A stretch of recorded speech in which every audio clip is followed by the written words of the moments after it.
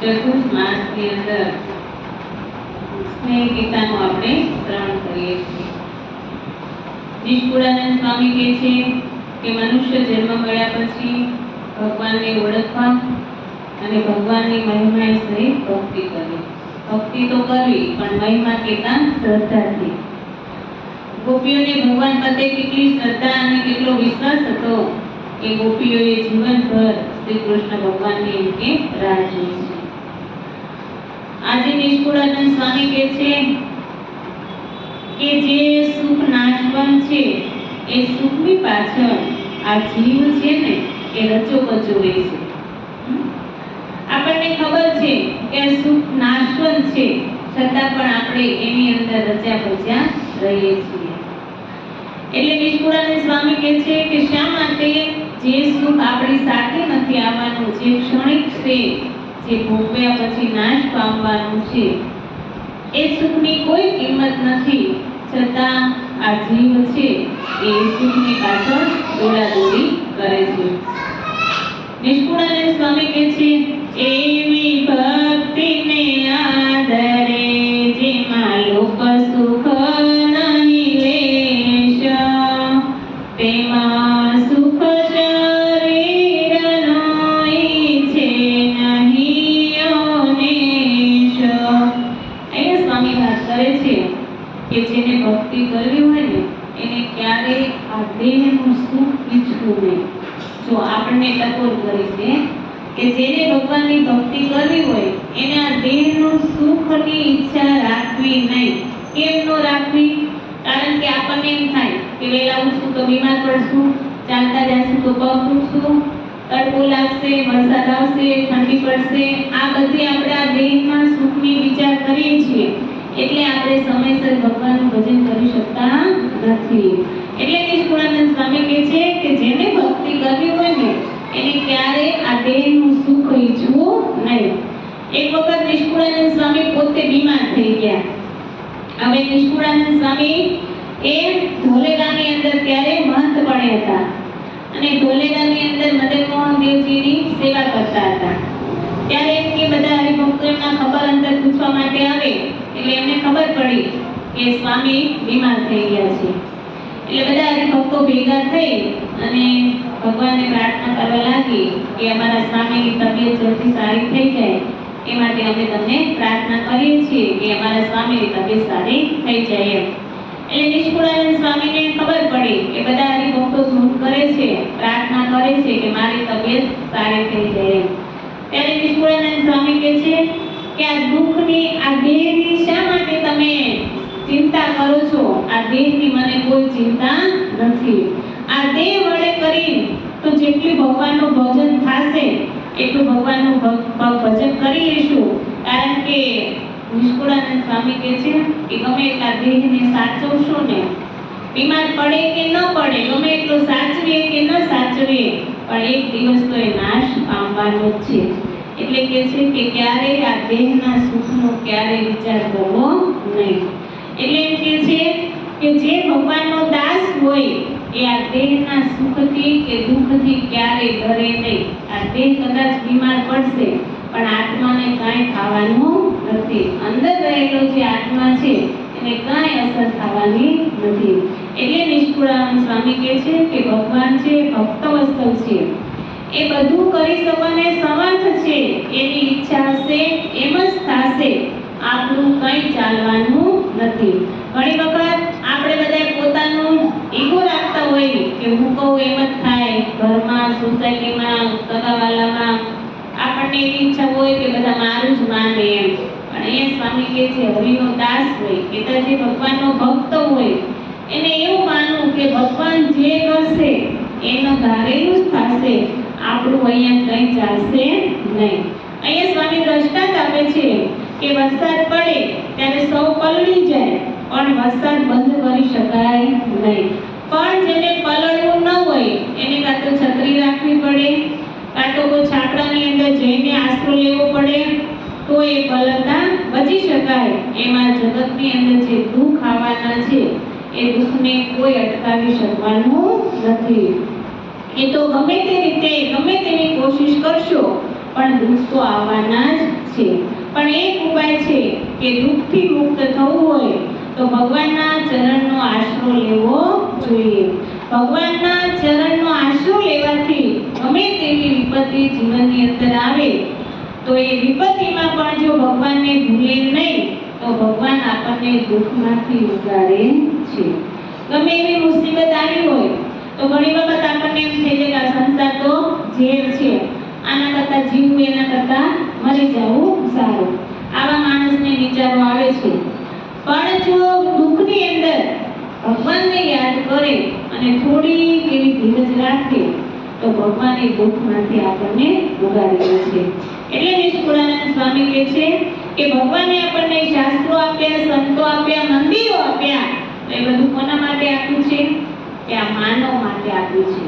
કે માનવને જ્યારે જ્યારે દુઃખ પડે ત્યારે ભગવાન પાસે આવી અને પોતાના દુઃખની વાતો કરી અને પોતાનું દુઃખ એમ કે હળવું કરી શકે. કારણ કે જગતની અંદર જો દુઃખ વેચવા જાશો તો દુઃખમાં વધારો થશે. જગતની આપણે દુઃખની વાત કરશું તો જગતમાંથી આપણને દુઃખમાં વધારો થશે અને ભગવાન આગળ જો દુઃખની વાતો કરશું તો આપણું દુઃખ હળવું થશે, આપણું મન હળવું થશે અને આપણા મનને એમ કે શાંતિ થશે. એટલે આપણા સાચા સગા સ્નેહી કે તો આપણા ગુરુ એ કોણ છે? ભગવાન છે. કે જે ભગવાને મને આ પૃથ્વી ઉપર મોકલ્યો છે એ ભગવાન જોડે મારે પાછું જવાનું છે અને વચ્ચેના સમયગાળાની અંદર મારે ભગવાનનું ભજન કરી અને મારે મારો મોક્ષ કરી લેવાનો છે. એટલે નિષ્કુળાનંદ સ્વામી કહે કે કાંટાની પથારીમાં સૂતેલો માણસને ક્યારેય સુખ મળતું નથી. એમ સંસારના ખોટા વૈભવવાળા એ સુખ આપણને ક્યારેય શાંતિ આપતા નથી. આ બધો વૈભવ છે ને, મોટર, ગાડી, બંગલા, વાડી, લાડી, આ બધા કેવા છે? બધાય ખોટો વૈભવ છે. એ વૈભવ આપણને ક્યારેય સુખ આપતો નથી. મોટા મોટા ગાડીઓ વાળા હોય એ સુખી નથી, ઘરમાં લાડી વાળા હોય ને એ સુખી નથી, એમ કરતા વગર લાડી વાળા સુખી છે.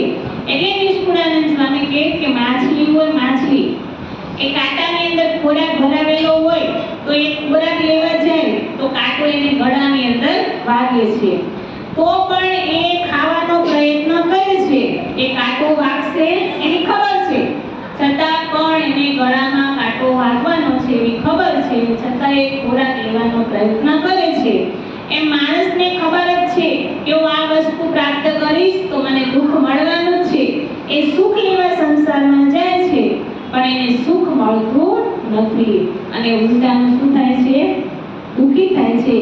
એના કરતા સમો જોઈ અને ભગવાનને રાજી કરી લેવા જોઈએ. કે ભગવાનને આપણને બધી રીતે સમય અનુકૂળ આપ્યો હોય તો આપણે એક કામ કરવાનું કે મારે ભગવાનનું ભજન કરી લેવાનું છે. રાતના ઊંઘ ન આવતી હોય ને તો ભગવાનની માળા જોડે જ રાખવાની, ઓશિકા પાસે ઊભા થઈને પેલી માંડવાનું, માળા કરવા. સમો જોઈ કદાચ ખબર પડી ના પડી આપણને ખબર છે. એના કરતા રાતે ઉઠ્યા આંખ ખુલી તો સ્વામિનારાયણ સ્વામિનારાયણ જે યાદ આવે એ ભગવાનના નામનું સ્મરણ કરવાનું.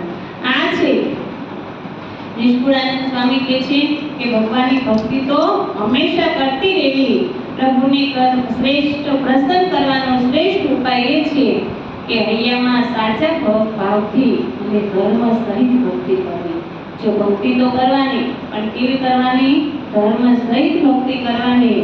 ધર્મ વિનાની ભક્તિ છે ને પાંગળી છે. કેવી છે? પાંગળી છે. સ્વર્ગમાં અમૃત છે, ચિંતામણીમાં ધન રહ્યું છે, તેમ ધર્મની અંદર જે રહેશે ને એ ધર્મની અંદર સર્વ પ્રકારે સુખ છે. ધર્મ વિના ક્યારેય મોક્ષ થતો નથી. ધર્મ એટલે શું? એમ શું ધર્મ? આપણે કહીએ ધર્મ એટલે શું? બોલો.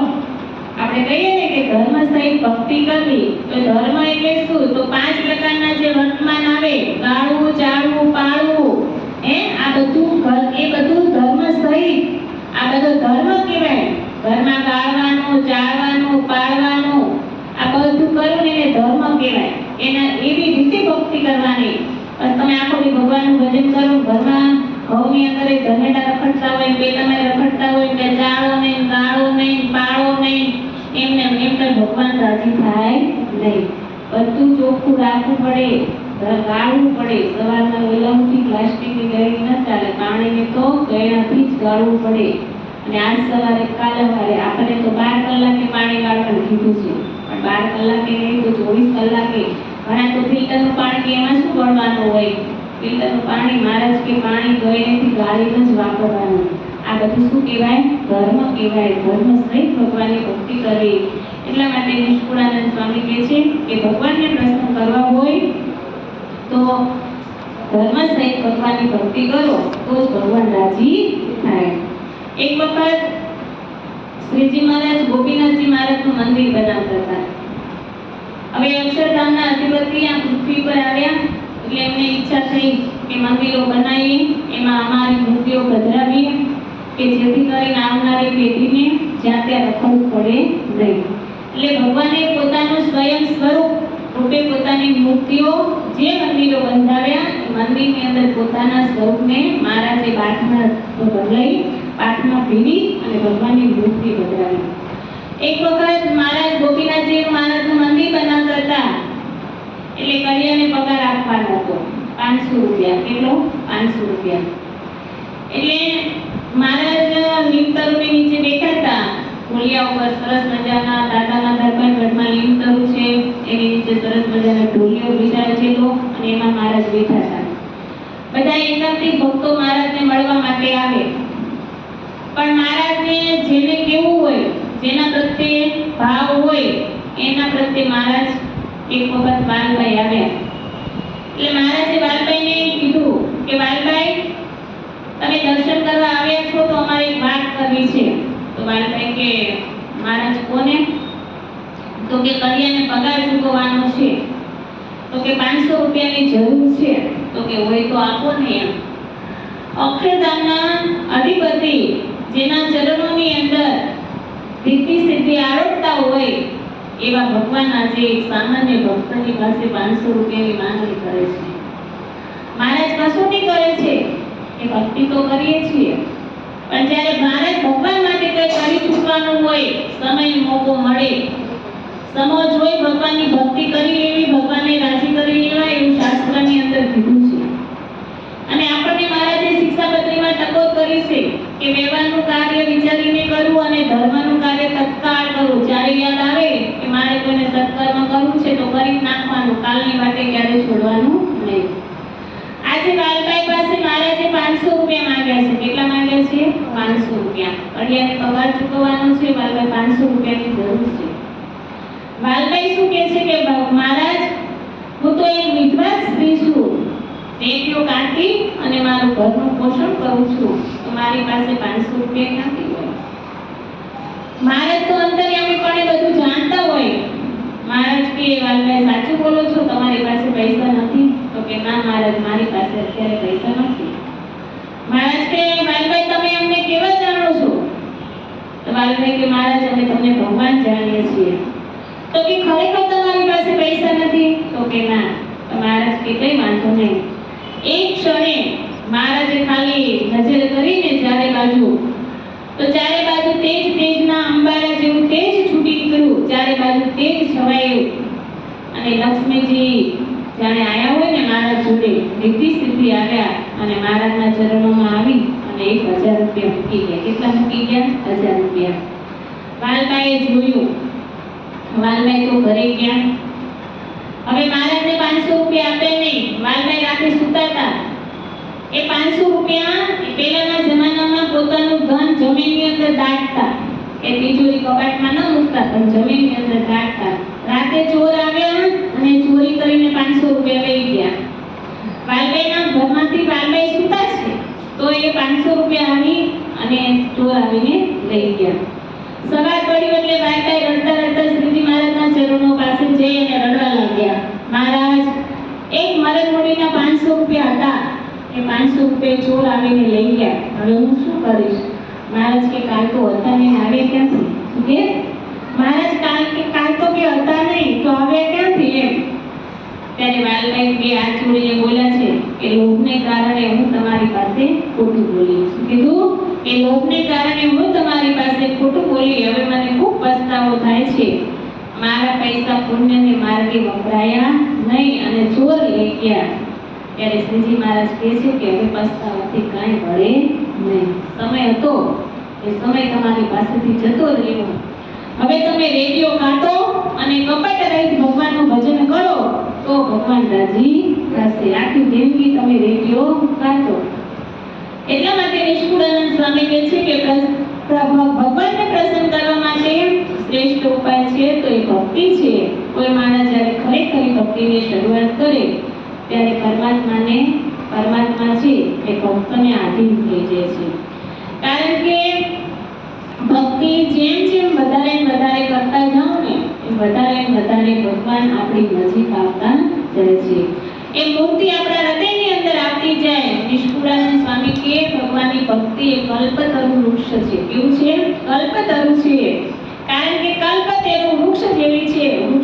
વૃક્ષની અંદર ચંદનનું વૃક્ષ શ્રેષ્ઠ ગણાય. આપણે બધા વૃક્ષ હોય એમાં કયું વૃક્ષ? તો કે ચંદનનું વૃક્ષ. પછી કહેવાય કે પથ્થરની અંદર તો કે પારસમણી, અને 7 ધાતુમાં સોનું ઉત્તમ ગણાય, પક્ષીઓમાં ગરુડજી ઉત્તમ ગણાય અને પર્વતોમાં મેરુ પર્વત ઉત્તમ ગણાય. એને પ્રકાશની અંદર સૂર્યનારાયણ અને શીતળતાની અંદર ચંદ્રમા ગણાય. પાત્રતામાં તો કે અક્ષય પાત્ર ઉત્તમ ગણાય અને નાણામાં સોનામહોર ઉત્તમ ગણાય. તેમ ભગવાનના માર્ગમાં ભક્તિ ઉત્તમ ગણાય. શું ગણાય? ભક્તિ. સૌથી શ્રેષ્ઠ એ ભગવાનની ભક્તિ છે. ભક્તિ એ સર્વોત્તમ શ્રેષ્ઠ સાધન છે અને ભક્તિ કરી છે એ સકામ ભક્તિ અને નિષ્કામ ભક્તિ. ભલે તમે કોઈ મેળવવાની આશાથી ભગવાનની ભક્તિ કરો અથવા નિષ્કામ ભાવે કોઈ પણ પ્રકારના સ્વાર્થ વગર ભગવાનની ભક્તિ કરો તો ભગવાન ચોક્કસ રાજી થાય છે. એટલા માટે ભગવાનની ભક્તિ તો કરવી જ પડે. આજે ગોપીઓએ ભગવાનની કેટલી ભક્તિ આદરી છે. આજે કનૈયો મથુરાની અંદર ગયો છે પણ કનૈયો ગોપીને ભૂલી શકતો નથી અને ગોપીઓ આજે કૃષ્ણને ભૂલી શકતી નથી. ઘરે કામ કરે છે, જમે છે, રમે છે, ઘરનું કામ કરે, વાસીદું કરે, ગાયો ધોવે, છાસ વલોવે, પણ એનું મન ક્યાં છે? આના પાસે. શરીર એ પોતાના ઘરમાં છે, પુત્ર પરિવારમાં મોહ રહ્યો નથી. આજે અનેક ઉપાધિ આવ્યો હોય એમ ગોપીઓ ખૂબ વિલાપ કરે છે. નિષ્કુળાનંદ સ્વામી કહે છે એક વખત એક શેઠ હતા. એને સાદી ભાષામાં કહીએ તો એક વેશ્યા કહેતા ગણિકા સાથે, શાસ્ત્રની ભાષામાં વેશ્યાને ગણિકા કહેવાય. તો તો એક ગણિકાના પ્રેમની અંદર એક શેઠને આસક્તિ થઈ, એટલે કે પ્રેમે બંધાઈ ગયા. એટલે એક દિવસ એ વેશ્યા કહેતા ગણિકા ગામની અંદર ફરવા માટે નીકળી. આવી શેઠની સ્ત્રી પ્રત્યે એટલો બધો પ્રેમ હતો કે સ્ત્રીને તડકો ન લાગે ને એટલે શેઠ છત્રી લઈને ફરે પાછળ. શું લઈને ફરે? છત્રી લઈને. આ એક પ્રેમ વસ્તુ એવી છે. શું? એ છત્રી લઈને જ્યાં જાય ત્યાં શેઠ સ્ત્રીને તડકો ન લાગે એટલે છત્રી લઈને ફરે. હવે એક દિવસ અચાનક એવું થયું કે એ શેઠ જતા હતા ત્યારે ત્યાં મંદિર પાસેથી પસાર થયા. એટલે મંદિર જોડેથી બરાબર નીકળ્યા. આવી રીતે મંદિરથી આમ નીકળતા હશે એટલે બરાબર એ મંદિરમાંથી રામાનુજાચાર્ય, જે એક આપણા સંત કહેતા, જે રામાનંદ સ્વામીના ગુરુ હતા, એ રામાનુજાચાર્ય એ મંદિરમાંથી બહાર નીકળ્યા. એટલે સંત તો પરમ હિતકારી હોય એટલે રામાનુજાચાર્યને એમ થઈ ગયું કે ઓહો, આ શેઠને આ સ્ત્રીની અંદર કેટલી આસક્તિ છે.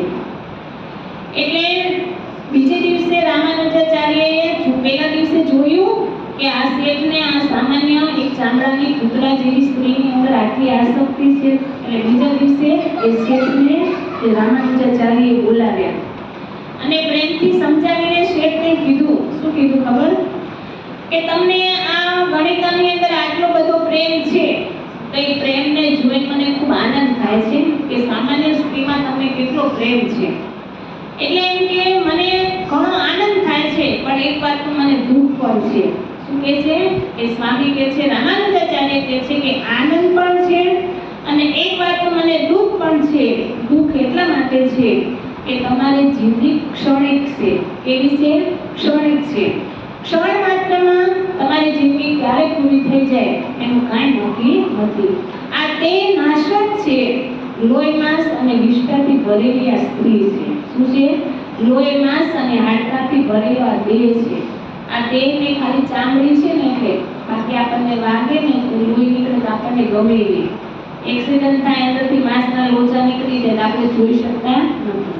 એટલે રામાનુજાચાર્ય કહે છે કે લોહી માંસ અને વિષ્ઠાથી ભરેલા વેશ્યાનો દેહ છે, એ દેહ પણ ટૂંક સમયમાં નષ્ટ થઈ જશે. તમે જેને પ્રેમ કરો છો એ દેહ પણ ટૂંક સમયમાં નષ્ટ થઈ જશે અને તમારો પ્રેમ પણ એની સાથે નષ્ટ થઈ જશે. હવે દેહ નહીં રહે તો તમારો પ્રેમ પણ રહેવાનો નથી. એમ કરી અને રામાનુજાચાર્યે પેલા શેઠને જોરથી થપ્પડ મારી. શું મારી? જોરથી થપ્પડ મારી. એ થપ્પડ વાગતા શેઠને સમાધિ થઈ. સમાધિમાં એને ભગવાનના દર્શન થયા. સાચા સંતના દર્શનથી જો પાપ બળી જતા હોય તો રામાનુજાચાર્યએ શેઠને થપ્પડ મારી એટલે શેઠને એ સંતનો સ્પર્શ થઈ ગયો. કેવો થઈ ગયો? સ્પર્શ થઈ ગયો. અને એ આદિ આચાર્ય રામાનુજાચાર્ય એ સંતની ભક્તિની શક્તિની ગજબ એવી હતી કે થપ્પડ વાગતા જ એ શેઠની અંદર જે વાસના ભરેલી હતી ને એ બધી વાસના વિનાશ થઈ ગઈ અને શેઠને સાચી સમજણ આવી ગઈ અને જીવનની અંદર પરિવર્તન આવી ગયું અને એ શેઠ સાચા રસ્તે વળી ગયા. ક્યાં વળી ગયા? સાચા રસ્તે વળી ગયા. એટલા માટે આપણને મુક્તાનંદ સ્વામી કહે છે, સોળીઓ પર શયન કરાવે તો એ સાધુને સંગે રહીએ. સોળી ઉપર કેતા તલવારની ધાર પર કદાચ આપણને સંત એમ કહે ને કે આના ઉપર ચાલો તો પણ આપણે સંતનો ક્યારેય સાથ છોડવો નહીં. કારણ કે સંત છે ને એ આ લોકમાં તો સુખી કરવા માંગે છે પણ પરલોકની અંદર પણ સુખી કરવા માંગે છે. એટલા માટે જ કહેવાય છે કે સાચા સંતને ઓળખતા શીખવું જોઈએ. આ પૃથ્વી પર ઘણા સંતો વિચરણ કરે છે પણ એક જો સાચા સંતની ઓળખાણ થઈ જાય તો એ સંત મને ભગવાન સુધી અંગે પહોંચાડે છે. એટલા માટે ભગવાનના સ્વરૂપને આંખ તથા કાન દ્વારા, આંખથી અને કાનથી, આંખથી ભગવાનના સ્વરૂપને નિરખવાનું અને કાન દ્વારા ભગવાનના લીલા ચરિત્ર સાંભળીએ. આ બંને દ્વારા ભગવાન આપણા હૃદયની અંદર પ્રવેશ કરે છે. આ બે વસ્તુ આપણી પવિત્ર હોવી જોઈએ.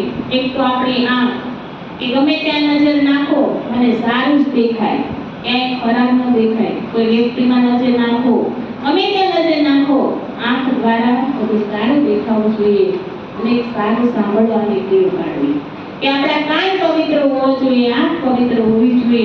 આ બંને થકી હૃદયની અંદર પરમાત્મા આવે છે અને આ બંને થકી હૃદયમાં પરમાત્મા આવે.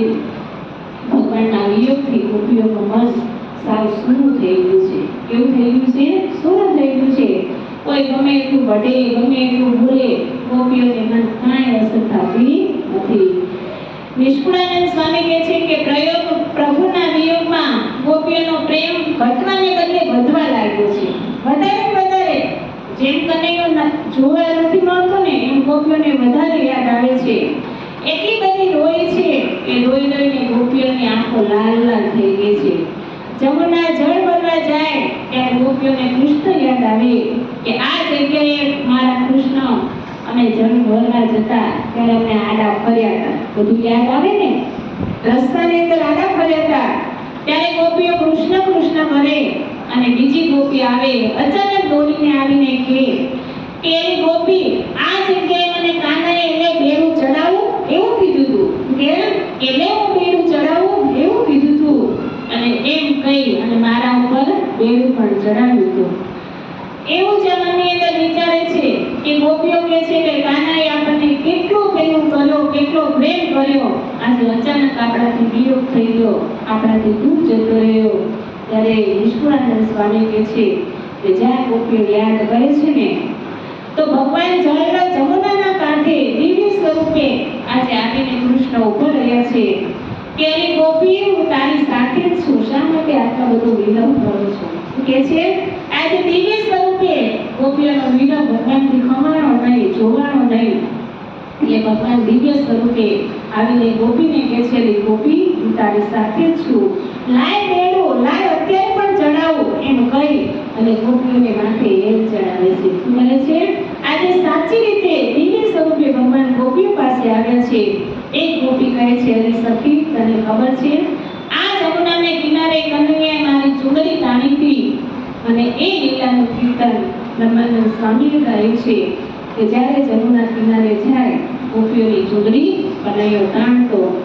કાનોને ચુંદડી તાણી સૈયર મારી, કાનોને ચુંદડી તાણી કોઈનો તાજ નવાણી દે. કાનોને ચુંદડી તાણી સૈયર મારી, કાનોને ચુંદડી તાણી સર્વે સાહેલી સાથે લઈને ગઈ તી જમુના પાણી સૈયર મારી, કાનોને ચુંદડી તાણી મન મસ્તાની થઈને ડોલે. ભગવાનનું કીર્તન ગાતો હોય ને આપણું મન છે ને એકદમ મસ્ત થઈને ડોલતું હોવું જોઈએ તો એની અસર ભગવાન ઉપર થાય. નહીતર આપણે ખાલી ગાઈએ તો એનો કોઈ અર્થ નથી. મન મસ્તાની થઈને ડોલે જેમ તેમ મુખથી બોલે સૈયર મારી, કાનુડે ચુંદડી તાણી. બ્રહ્માનંદ કહે કે મુજ માથે રે ઠાવકી વાત ઠીડાણી સૈયર મારી, કાનુડે ચુંદડી તાણી. નિષ્કુળાનંદ સ્વામી કહે છે કે ભગવાન એટલા બધા ગોપીઓ સાથે જોડાયેલા છે અને ગોપીઓ ભગવાન સાથે જોડાયેલા છે. વડો ચડાવી અને એકબીજાને સામમાં સમજાવતા કહે છે કે તમે જ્યારે જ્યારે મને યાદ કરશો ને ત્યારે ત્યારે હું તમારી નજર સામે આવીશ. આમ બધી ગોપીઓ એ હૃદયથી ભગવાનને સંભાળે, આંખમાંથી આંસુ આવી જાય, હૃદય ભરાઈ આવી જાય અને વળી પાછી એકાંતમાં બેસે અને વળી પાછી ઊંચે સાદે જોર જોરથી ગોપીઓ રડવા લાગે. કારણ કે એને ખબર છે ઘડીક માટે આવ્યો છે અને વળી પાછો જતો રહેવાનો છે અને વળી યાદ કરે અને વળી પાછી ઊંચા સ્વાદે રડવાનું ચાલુ કરી દે. જમુના જળ ભરીને ઘરે આવે ત્યારે આ પ્રાણ વિનાની પુતળી હોય ને એમ સ્થિર થાય, માથા ઉપર ભાર છે છતાંય વેગ ઉતારવાની ખબર પડે નહીં કે જાણે પ્રાણ જ નથી, જાણે પ્રાણ વિનાની પુતળી છે એમ ઘરમાં આવીને ઊભી રહે. નિષ્કુળાનંદ સ્વામી કહે છે ગોપીઓને એમ થયું કે ભગવાનની મરજી વિના જો આપણે મથુરા જઈશું તો ભગવાનને આપણા ઉપર હેત હશે તે હેત પણ ટળી જશે. એટલે કે જેના ઉપર હેત હોય એની મરજી પ્રમાણે વર્તવું. જો આપણને સાચો પ્રેમ હોય તો એ વ્યક્તિ જે કે એ પ્રમાણે આપણે વર્તીએ તો આપણને સાચો પ્રેમ થયો કહેવાય. એટલે ગોપીઓ કહે છે કે જો ભગવાનની ઈચ્છા નથી અને આપણે મથુરા જાશું તો ભગવાનનો આપણા ઉપર જે હેત છે એ હેત એમ કે ટળી જશે. એટલે ગોપીઓને ભગવાન નીચે સાચો પ્રેમ છે, તેથી ભગવાનની આજ્ઞા વિના ભગવાનના દર્શન કરવા મથુરાની અંદર ગઈ નહીં. અને ભગવાનનું ગમતું હોય તેમ જ કરવું એ પ્રીતિનું સાચું લક્ષણ છે. આવું ગોપીઓ આપણને સમજાવે છે. એટલે નિષ્કુળાનંદ સ્વામી કહે છે કે સંસારમાં આસક્તિ થવી, એટલે સંસારમાં પ્રેમ થવો, એ સંસારની અંદર ફસાવું, મોહની અંદર રહેવું એને આસક્તિ કહેવાય. અને ભગવાનની અંદર આસક્તિ એટલે કે માયા કહેવાય. સંસારમાં પ્રેમ હોય એને માયા કહેવાય અને ભગવાનમાં આસક્તિ કરતા પ્રેમ હોય એટલે ભક્તિ કહેવાય. શું કહેવાય? ભક્તિ કહેવાય. એટલે ભગવાન કહે છે કે મારું એક ઘર નથી પણ મારા અનેક ઘર છે. મને જે ભક્તો બહારથી બોલાવે છે એમના ઘરે હું દોડતો જાઉં છું. ત્યાંથી મને તુકારામ બોલાવે તોય જાઓ, નરસિંહ મહેતા બોલાવે તોય જાઓ, મીરાબાઈ બોલાવે તોય જાઓ, કરણીબા બોલાવે તોય જાઓ અને કચરા ભગત બોલાવે તોય જાઓ. જે મને ભાવથી બોલાવે એ બધા ભક્તોના ઘરે હું દોડતો જાઉં છું. એટલા માટે ભગવાન કહે છે કે મારા ઘર તો રહેવા માટે અનેક છે. ભગવાન ગોપીઓને ઘરે વગર આમંત્રણે માખણ ખાવા જતા. ક્યારેક ગોપીઓ આમંત્રણ ન આપતી પણ ગોપીઓના ઘરનું સિક્કા ઉપરથી ઉતારીને માખણ અને એવું ખાતો. નિષ્કુળાનંદ સ્વામી કહે છે કે જ્યાં પ્રેમ હોય ત્યાં માંગીને ખાવાની ઈચ્છા થાય. જ્યાં પ્રેમ હોય ત્યાં માંગીને ખાવાની ઈચ્છા થાય, પણ જ્યાં પ્રેમ ન હોય ત્યાં માંગીને ખાવાની ક્યારેય ઈચ્છા થાય નહીં.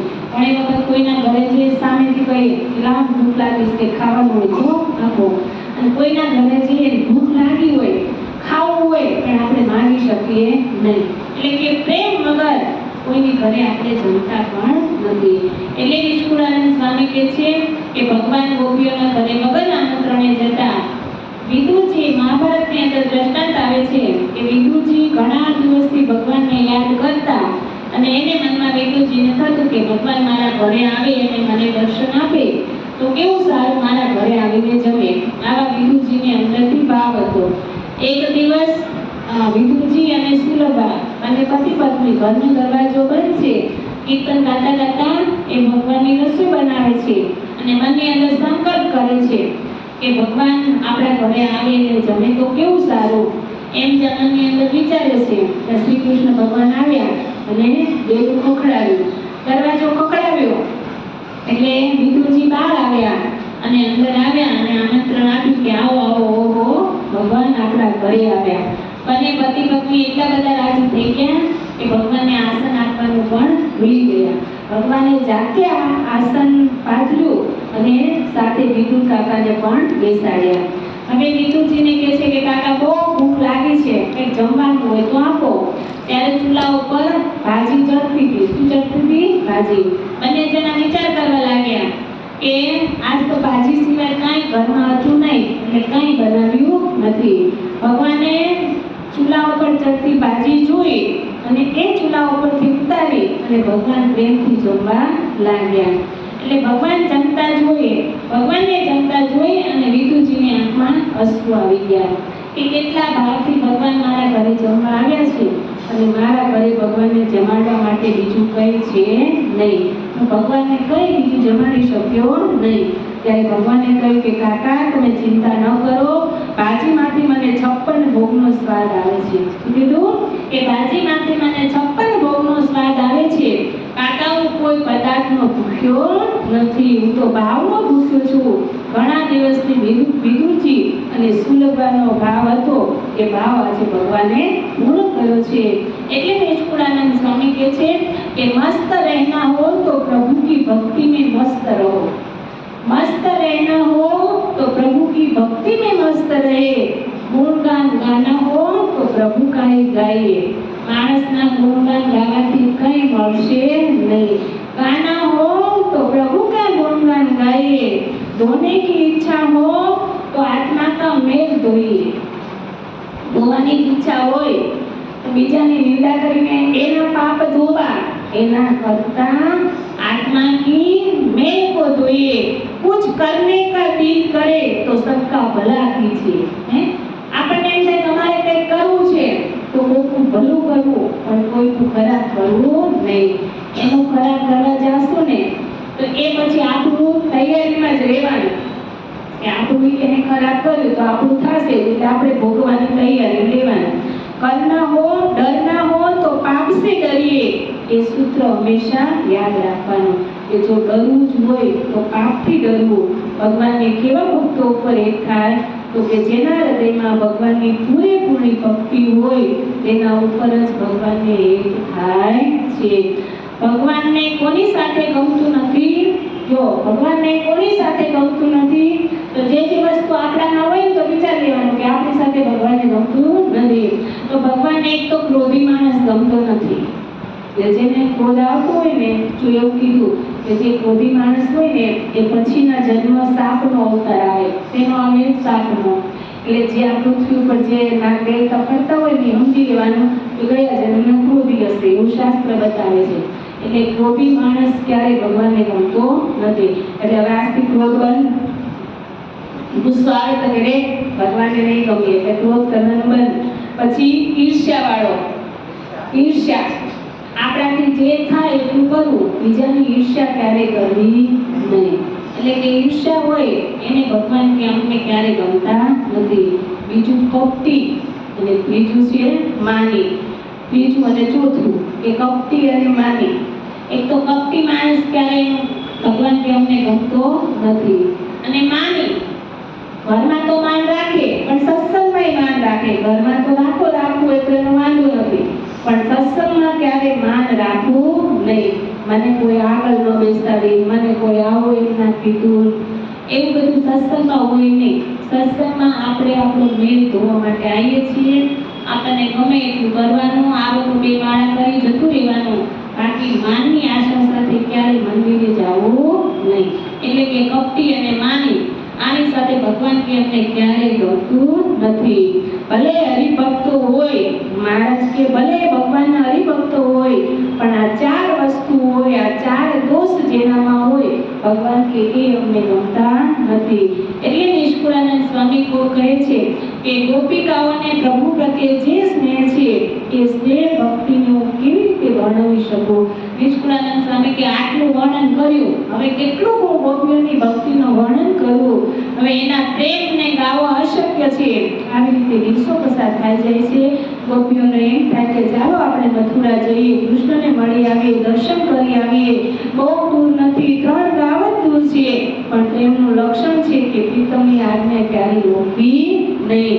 કનૈયા એમ કહ્યું છે કે હું તમને એકવાર જરૂર મળીશ, એની આજ્ઞા રોકીને જઈએ તો કૃષ્ણને દુઃખ લાગે। આવું ગોપીઓ મનમાં વિચાર કરે છે।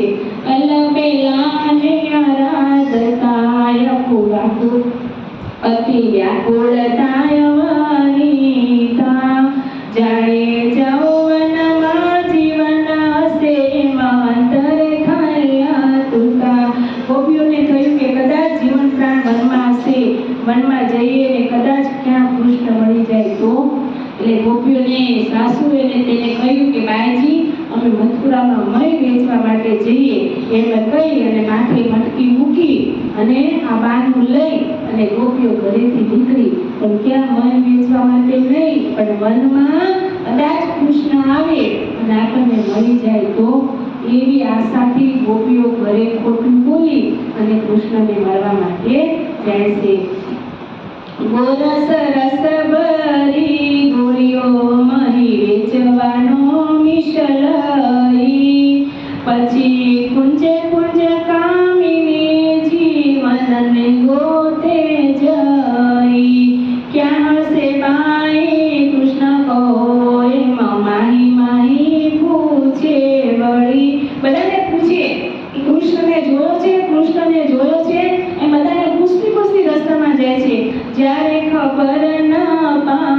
ખોળતા ત્યારે વલવલે લખે. ખબર ન પડે, કોઈ કે નહીં તમે જોયો છે. અને આવું જ્યારે જાય ને ત્યારે હૃદયની અંદર એટલું દુઃખ થાય ગોપીઓને.